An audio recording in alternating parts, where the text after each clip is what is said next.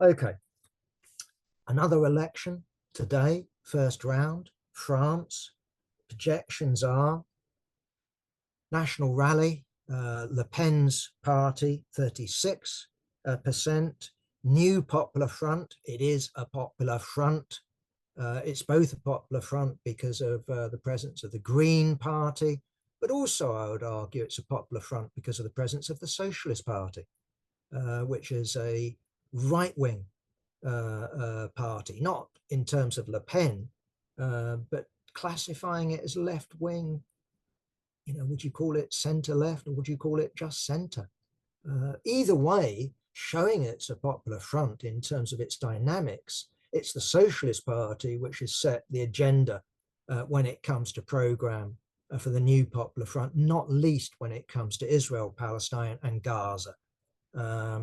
And I think it's a sort of law that it's the right wing of popular fronts that set the agenda, even if these right-wing forces are little more than ghost forces. So famously in Spain, for example, the Communist Party and the Socialist Party, which were workers' parties, allowed the Radical Party to set the limits of the programme of the Popular Front. And that, of course, happened in the Popular Front in France, first time round in the 1930s. It happened in Respect with George Galloway and the SWP, with the Muslim Brotherhood, the Muslim Association of Britain, setting the programmatic limits of Respect.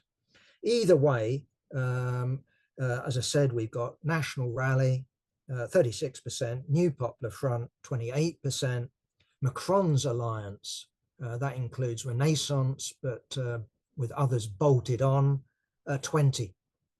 So if he was gambling on the centre holding up, re-establishing itself, if that was his calculation, he's blown it big time.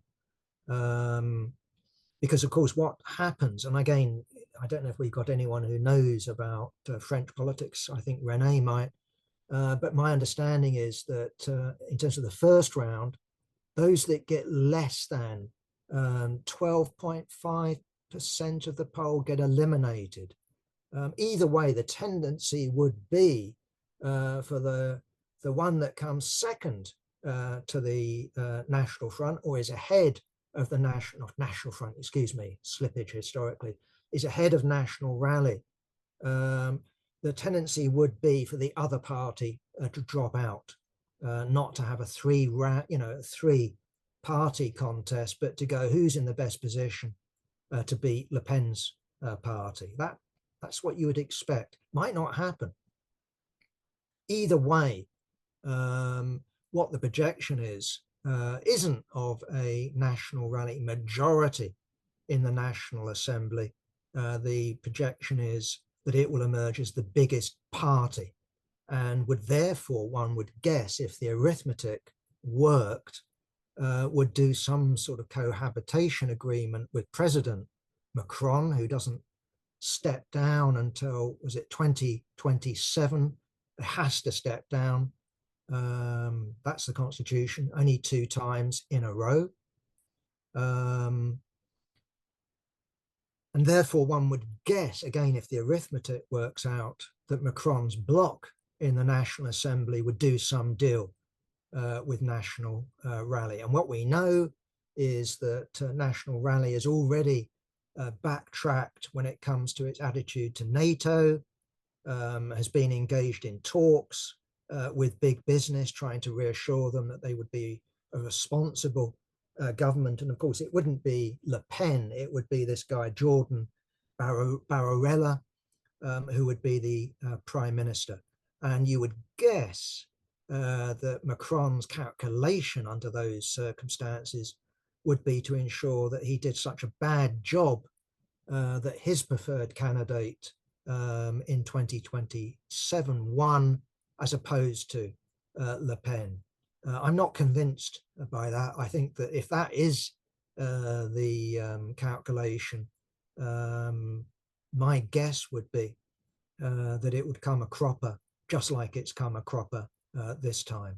In other words, if we look not only at Britain, not only look at the United States with the prospect of a second Trump term, but look at the European elections, look at Japan, look at India, look at Israel, country after country after country, what we see is moving right. There are exceptions. Latin America, for example, okay, you had Brazil, but now you've got the Workers' Party, blah, blah, blah. Nonetheless, the general shift is to the right. And I think that we should not support, obviously, but we should expect things to move to the right in France, not only this year, but in a couple of years' time as well. And that poses a question for the left, what to do about it, how to characterize it. There is a left in America, for example, and as I've said, not only the left, but the Democrats who describe Trump as a fascist. What does fascism mean? Well, in my view, it means attacking basic democratic rights. We're not talking about a few things on the margin. We're talking about smashing the working class movement, so smashing trade union movements, smashing working class parties. I was reading Socialist Worker this week, and they insist on describing not Reform as fascist, but they insist on describing Le Pen as fascist. And apparently Jordan Bardella is about to launch a police reign of terror in France against migrants and against the left. Well, I think things will get a lot harder, a lot tougher, a lot more nastier. That I readily accept. But things have got nastier and nastier. Note, under Tory governments, under Macron, Macron has been moving to the right in a bid to fend off Le Pen. Joe Biden has been doing the same thing in the United States. There isn't much actually that really separates Trump and Biden. No, what we're dealing with is a further ratchet to the right in France, not fascism. Fascism, we should, I think at least, give it a definite meaning. And if you don't, the danger is precisely cried out wolf, and there wasn't a wolf. People said, oh, well done, Peter. No wolf though. He cried out wolf second time. And when there was a wolf, he cried out wolf, and no one believed him, and the wolf ate him up. And that is the problem, I think, with the left, that simply says that this particular politician is a fascist when they aren't, or a situation, for example, I know a little bit about it. Comrades in Turkey described the regime there, either under Erdogan or going right back to the origins of the Turkish Republic under Ataturk, and described that as fascism. Well, so they then tell me that Erdogan's a fascist. Well, what difference is Erdogan then when we've already had fascism since the 1920s? So you're telling me that there's a fascist danger? Well, we've already got fascism.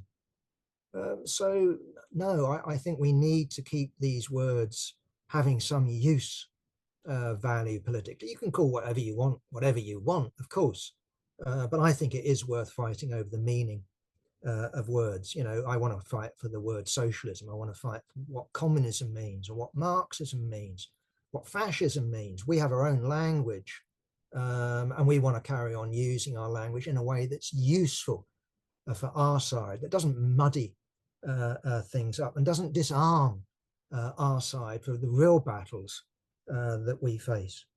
So just as with France, I think we just need to look at Italy. Have things got worse for the left? Yes, of course they have. Have they got worse for migrants? Yes. Is it the equivalent, though, of Mussolini, fascism, 1920s? No, it's not. This is a mistake.